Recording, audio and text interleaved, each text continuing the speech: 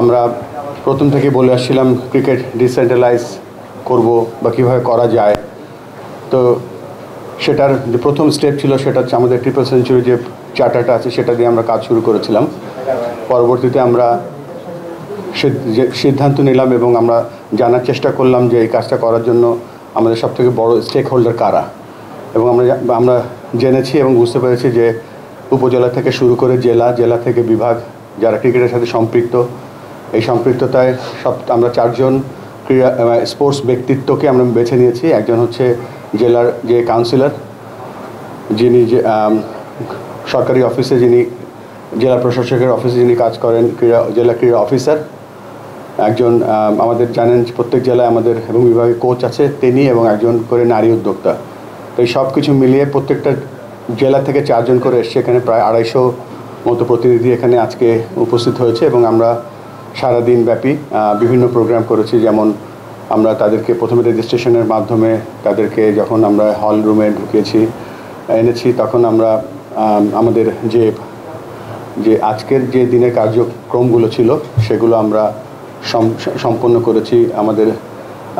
আমাদের কোচদের কী দায়িত্ব, জেলা ক্রীড়া কর্মকর্তার কী দায়িত্ব, মহিলা এন্টারপ্রেনারের কী দায়িত্ব এবং জেলা কোচের কী দায়িত্ব, এগুলো আমরা বিভিন্ন প্রেজেন্টেশনের মাধ্যমে আজকে আমরা সম্পন্ন করেছি।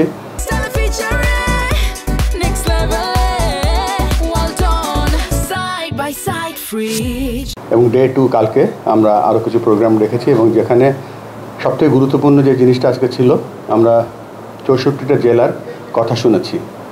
তাদেরকে বিভাগীয়ভাবে 5 মিনিট করে সময় দিয়েছিলাম, কিন্তু প্রত্যেকটা প্রোগ্রাম 15 মিনিট থেকে 30 মিনিট করে আমরা তাদের কথা শুনেছি, আমরা নোট করেছি।